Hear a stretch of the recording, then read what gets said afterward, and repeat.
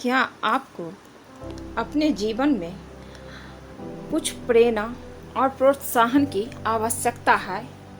और अगर है तो कहीं मत जाइए। आज मैं हिंदी में भगवान श्री कृष्ण की बुद्धि और शिक्षाओं पर गहराई से चर्चा करूंगी। भगवत गीता और अन्य हिंदू धर्म ग्रंथों से ये प्रेरक उच्चारण आपके भीतर एक आग जलाएंगे, जिससे आपको चुनौतियों पर काबू पाने और सफलता प्राप्त करने में मदद मिलेगी। पहला, योग का रसु कौशलम, मतलब योग क्रिया में कुशलता है। यह उदाहरण परिणाम के बजाय प्रक्रिया पर ध्यान केंद्रित के महत्व पर जोर देता है। यह हमें अपने कार्यों के प्रति पूरी तरह से उपस्थित और समर्पित रहने तथा जो हम करते हैं उसमें अपना दिल और आत्मा लगाने के लिए प्रोत्साहित करता है। ऐसा करने से सफलता स्वाभाविक रूप से मिलती है। दूसरा, प्रेमः पुण्यः कर्मः, प्रेम सद्गुण और का सर्वोच्च रूप है। कृष्ण जी हमें सिखाते हैं कि प्रेम केवल एक भावना नहीं है, बल्कि एक शक्तिशाली शक्ति है जो हमारे जीवन और हमारे आसपास की दुनिया को बदल सकती है। जब हम प्रेम और करुणा के साथ काम करते हैं तो हमारे कार्य पुण्य बन जाते हैं, जिससे हमारे जीवन में सकारात्मक बदलाव आते हैं। सकारात्मक कर्म और आंतरिक शांति प्राप्त होती है। तीसरा, कर्मण्येवाधिकारस्ते मा फलेषु कदाचन,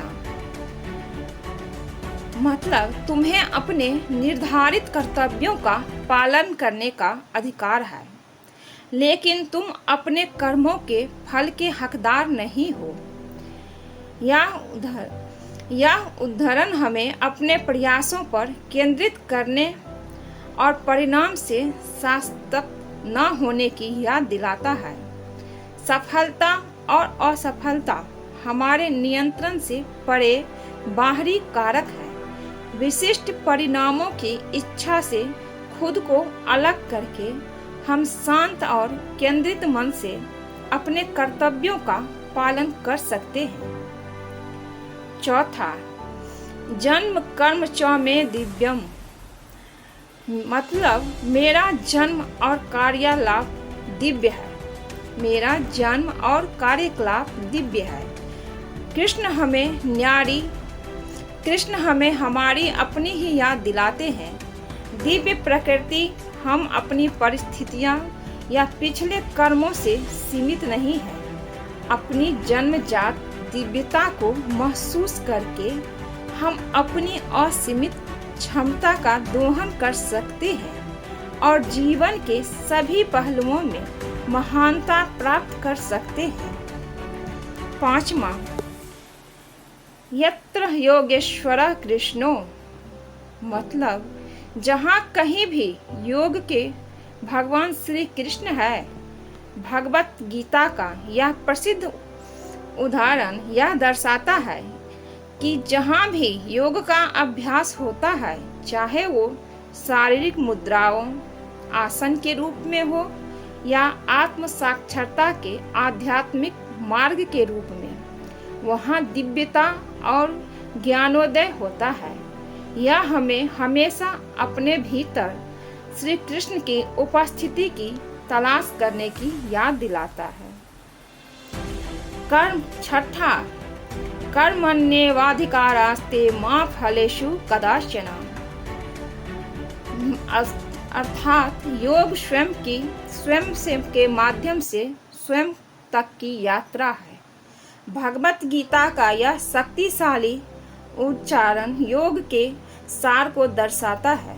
यह इस बात का प्रकाश डालता है कि योग केवल एक शारीरिक अभ्यास नहीं, बल्कि अपने सच्चे स्व से जुड़ने का एक साधन है। आत्मचिंतन, खोज आत्म खोज और आत्म साक्षात्कार के माध्यम से हम परम सुख और पूर्णता प्राप्त कर सकते हैं। निष्कर्ष के तौर पर भगवान श्री कृष्ण के ये प्रेरणादायक उदाहरण आपकी आत्माओं को ऊपर उठाने और आपको सफलता और ज्ञान की ओर मार्गदर्शन करने की शक्ति रखते हैं। इन शिक्षाओं को अपने जीवन में अपनाकर आप अपनी मानसिकता बदल सकते हैं, बाधाओं पर विजय पा सकते हैं और अपने लक्ष्य प्राप्त कर सकते हैं। याद रखिए, श्री कृष्ण का ज्ञान समय और स्थान के पार गूंजता है, व्यक्तिगत विकास और आध्यात्मिक विकास को बढ़ावा देता है। तो आज के लिए बस इतना ही दोस्तों। अगर ये वीडियो अच्छा लगा हो, ये श्री कृष्ण जी के 6 श्लोक जिनका मैं अर्थ के साथ बोली हूँ, अगर ये आपको अच्छा लगता है तो प्लीज़ चैनल को लाइक कीजिए, शेयर कीजिए, सब्सक्राइब कीजिए। मिलती हूँ एक